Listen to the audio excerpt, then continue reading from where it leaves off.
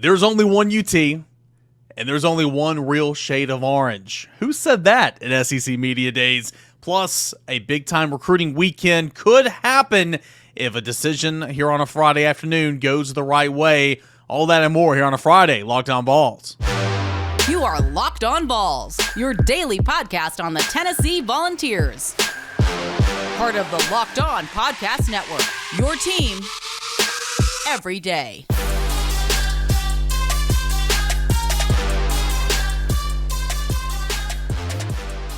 Good Friday, everybody. Welcome into it. This is Locked On Vols. It is your team every single day, a part of the Locked On Podcast Network.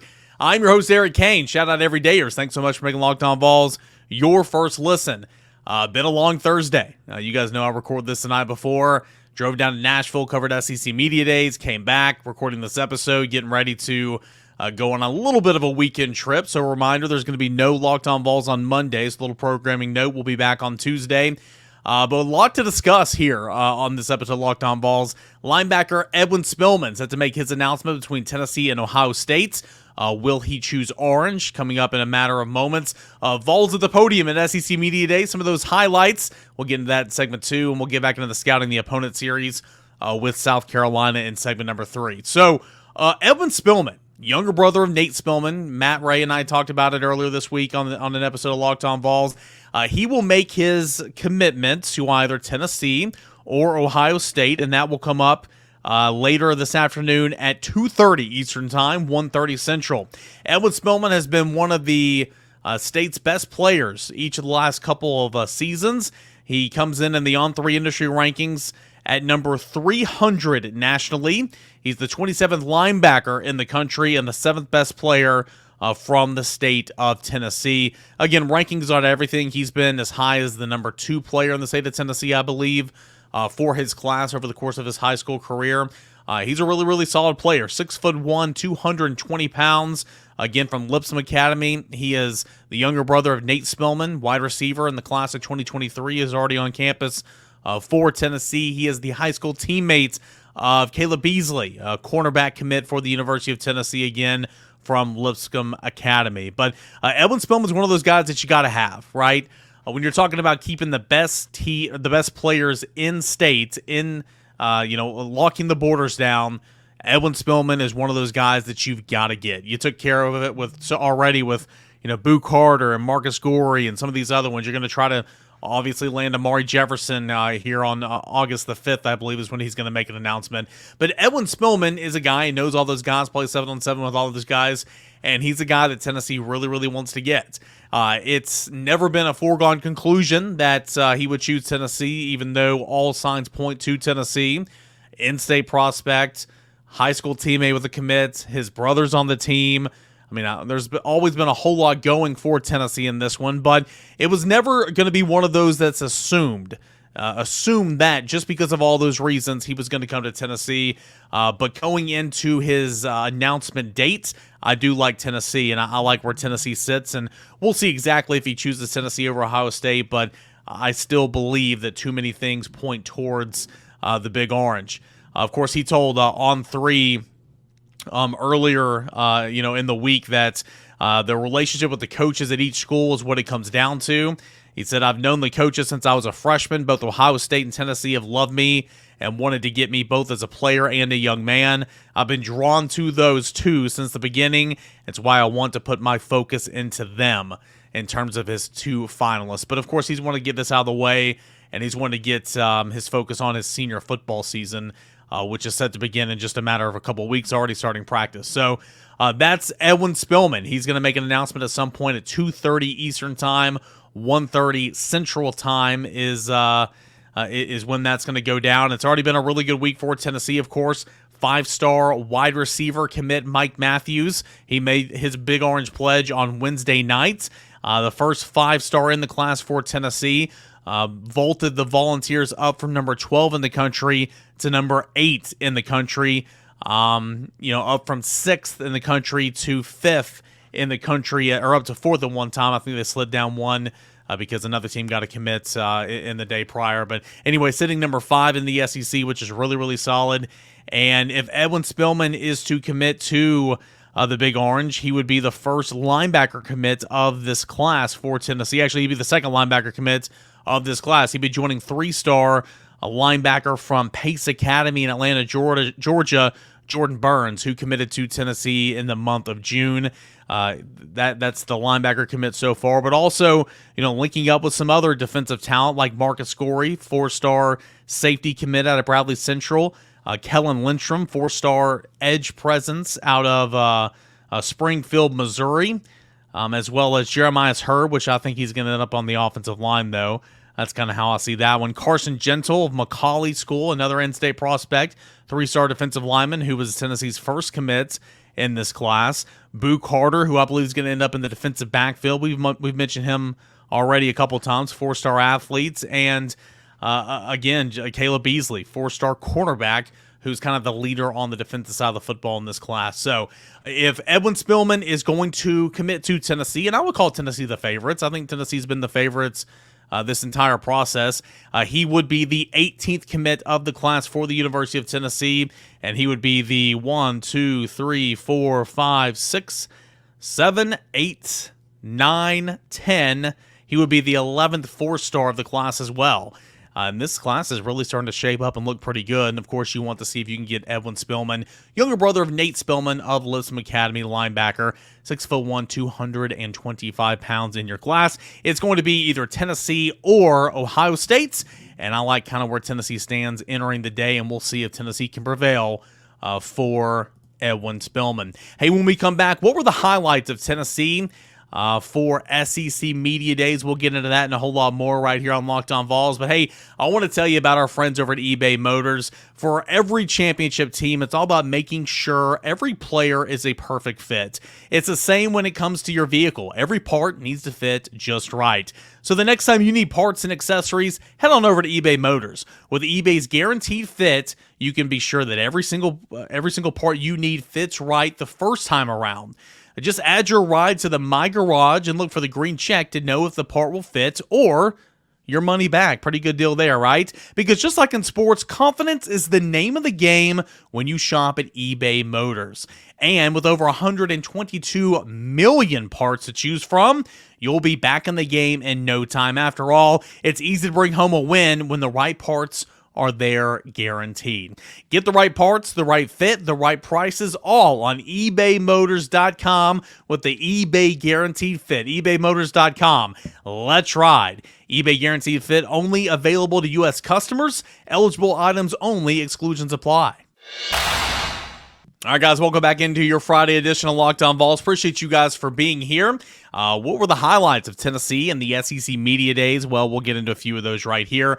Again, not going to spend a whole lot of time on this because, and I know it's probably a sin to bring up the name on this podcast, but as Steve Spurrier once said, it's talking season. And that's pretty much all it is. It's just talking, coach speak, whether it be from Josh Heupel or players. Nothing earth-shattering was said on Thursday. Nothing news-breakish worthy was said on Thursday. It just kind of was what it was. It was good to see them get up there and talk some football. That was awesome.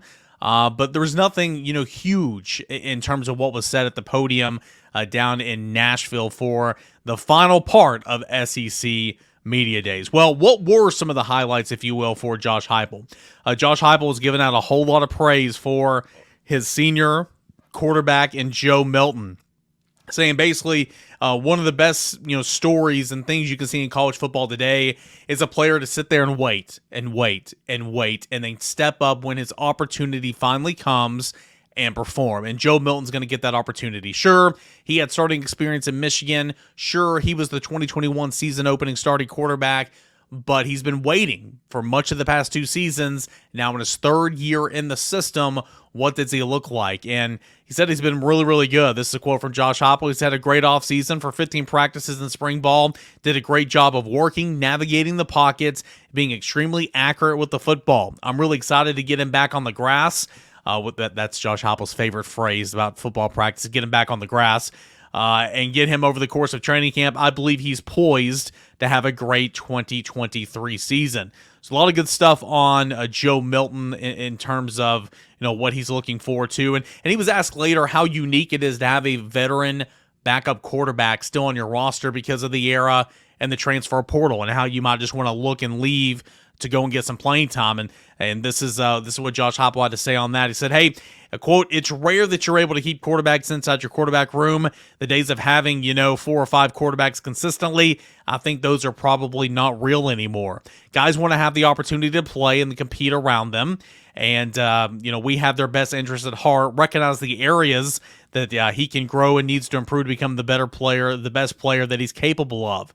Also know that if I stick this thing out and I compete hard every single day, I'm going to grow in what we do offensively, going to be able to do things that I want inside the college football landscape. Those are rare things, and I think it takes a really mature guy, which Joe has proven that he is." That really is something. I think after the 2021 season, everybody, myself included, thought Joe Milton would try to look for greener pastures, but he did not. He stayed, he watched, he learned, he worked with Hendon Hooker. That relationship, that brotherhood was huge, and I think that that's going to pay dividends for Joe Milton here in 2023, so I'm excited to see kind of what that looks like.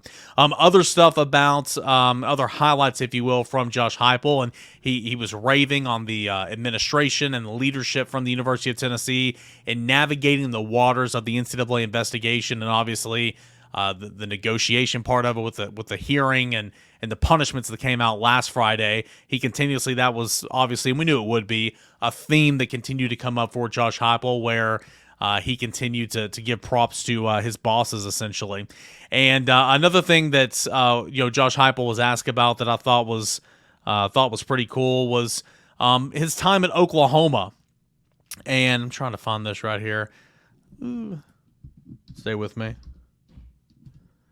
Here we go. He was asked about his time with Oklahoma and about, how that relationship is kind of complicated. And, for context, we know that relationship is complicated because Bob Stoops fired Josh Heupel. Of course, he was, he was a player for Oklahoma for a long time, coach for Oklahoma, and he fired Josh Heupel to keep his brother on staff. Despite the defense having some issues, but the offense being one of the best in the country. It was a messy breakup all the way back in, 2006, 2007, whatever the case was. And since then, Josh Heupel's really not gone back around Oklahoma because he does not like Bob Stoops. He'll never admit that on the record, but Josh Heupel does not like Bob Stoops whatsoever. And so the question was asked, knowing the relationship is a little complicated, but what's it like seeing Oklahoma back on the schedule for 2024? And Josh Heupel, I thought, had the perfect response to this. He said, hey, the relationship with Oklahoma really isn't complicated. I've got nothing but great memories of the people, my time there. I certainly do. It's a huge he says, it's a huge memory for me. I got a chance to talk about Mike Leach for a few minutes ago backstage for an interview, and everybody there helped shape me who I am and where I am today, and still got a lot of friends and teammates that live back there. He mentions Mike Leach, of course, and he's mentioned it countless times. May he rest in peace. Since his death, he's mentioned how much Mike Leach meant for him in terms of a player, and then obviously how he modeled a lot of things after his coaching style. He doesn't mention Bob Stoops because that's where the beef is. It's Bob Stoops. I think Josh Heupel loves Oklahoma, and I think Josh Heupel loves his memories there, and I think Josh Heupel loves his teammates there and the players he coached there, but he does not like the Stoops family whatsoever. So that's where the complication is. He goes on to say, so the opportunity to get back to Oklahoma, yeah, I wish they were coming to Knoxville first. I say that jokingly, but looking forward to the opportunity. That's a long ways down the road, man. Focus on 2023, but will be a unique day in my career, obviously, to go back there. Of course, Tennessee will travel to Norman, Oklahoma to take on the Sooners in their first year in the SEC in 2024. Just a couple more, really one more that sticks out that I want to bring to your attention. I'm sure you saw it all over social media, and I'm sure you've had some fun with this. But the question was, with Texas coming to the league now, which school has the real claim to being able to call itself UT? Thought Josh Heupel, again, had the perfect response to this. Says, quote, "There's only one real UT, one right shade of orange," end quote. Enough said, right? Mic drop. And he said that with a smile on his face. So a lot of good stuff from Josh Heupel, a lot of good stuff from Joe Milton. Joe Milton is never lacking for confidence. He is confident in himself and what he can do in this offense, and he said that repeatedly on Thursday. Jacob Warren, silent leader of this football team. Amari Thomas, not only a leader on this football team, but one of the leaders in the Southeastern Conference, being voted on the Leadership Council for the SEC football players for 2 seasons now, and he's been huge and as that defense continues to take some steps. So anyway, highlights from Thursday. Lane Kiffin doesn't believe Tennessee should have gotten a bowl ban, so he was pleased by that. He was going to be asked about that, of course. Shane Beamer was out there doing Shane Beamer things, but overall, it was a very uneventful final day of SEC Media Days. That's when Tennessee went, of course. Now, the very next step will be fall camp. Not next week, but the week after next is when fall camp starts here in Knoxville. I'm going to be out there covering it. Can't wait to tell you what I see. And just a few short weeks away from being back in Nashville on September the 2nd for the kickoff against Virginia. Can't wait for that. Anyway, so Tennessee concludes its time over at SEC Media Days. For complete coverage, go check out all of our work over at volquest.com. Hey, when we come back, we will take a look at South Carolina. Scouting the Opponent series continues. And this will be a good one right here on Locked On Vols. A final segment left here of this edition of Locked On Vols. Can't thank you enough for being here and subscribing to Locked On Vols, wherever you get your podcasts, on the YouTube channel, and of course, wherever you get your audio podcast. Gonna get back into our Scouting the Opponent series, and now we're at South Carolina right before the bye week for Tennessee, 5 games into the season. South Carolina, enough said, right? You guys know I've talked about it a ton. I always reference it when talking about the defense and how sure the game happened, but Tennessee's defense still took a whole lot of steps forward in 2023. Well, this game's going to be circled. This game is going to be a revenge game for the University of Tennessee, and ultimately you get it back at home, and so that's going to be good. South Carolina's really capable. I think South Carolina's in that conversation. It's Tennessee, Kentucky, South Carolina. Those are the 3 teams that I think are kind of grouped together. I do think Tennessee has the highest ceiling of those 3 teams, and I think Tennessee will finish second in the SEC East. But those are kind of the 3 teams. I think Georgia's by itself, those 3 teams. Then you could probably lump, Florida. Honestly, you could probably lump Florida and Missouri together, and then Vanderbilt's in a class of its own as well. So that's kind of how I see it. But South Carolina finished last season with a whole lot of confidence, obviously. Upsetting Tennessee in shocking fashion. 63-38 was the final score. That was a shocking final score. Tennessee was very much still in the playoff picture, even after losing to a November game to Georgia in Athens. But Tennessee losing the way it did, and it ended any playoff hope. It was unfortunate, and of course, that's the game where Hendon Hooker was injured in the second half. But still, when you look at South Carolina, they finished so strong.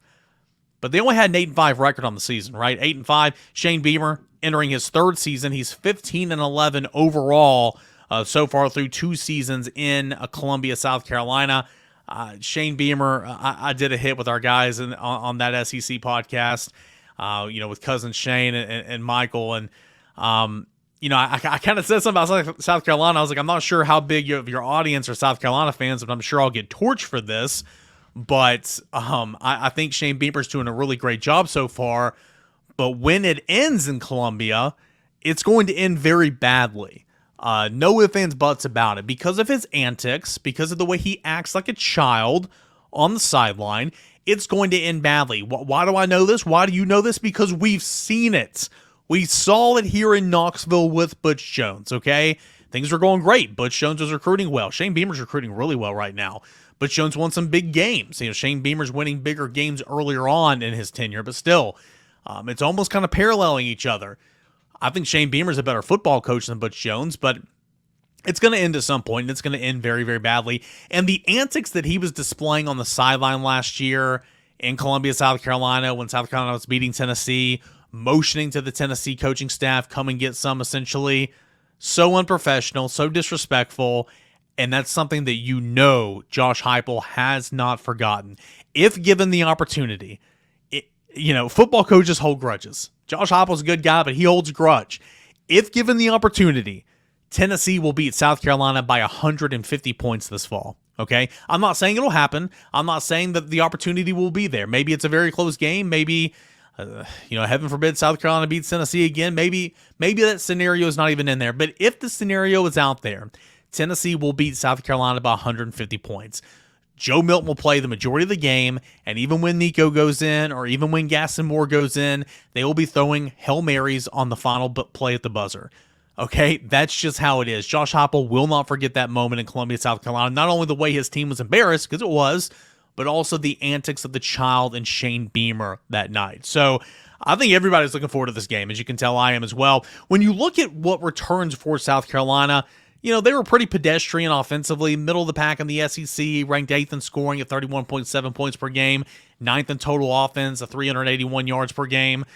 Spencer Rattler, much like the offense, finished very strong, but he was very, very mediocre throughout the first 7 weeks of the season, 8 weeks of the season. Prior to facing Tennessee, Rattler had thrown for over 300 yards just one time, and it was all the way back in week 2 against Arkansas. Prior to facing the Vols, Rattler had thrown more than 2 touchdowns in one game on just one occasion, and that was against Vanderbilt. Look what he did against Tennessee and against Vanderbilt, of course, to end the season. Tennessee and Clemson, of course, to end the season. He threw for over 430 yards and 6 touchdowns. I mean, it was really, really impressive. Overall in the season, Rattler threw for 2,780 yards, 16 touchdowns, but also he threw 11 interceptions. So it wasn't like it was that big of a disparity. And if not for going off in the final 2 weeks of the regular season, those numbers would have been about even, if you will. But he's back this fall, and that's big. That's something you can build on for that 2022 offense. He could have a shot at being one of the better quarterbacks in the SEC if he can live up to those potentials. He'll have a new offensive coordinator. I don't think it's a good hire whatsoever.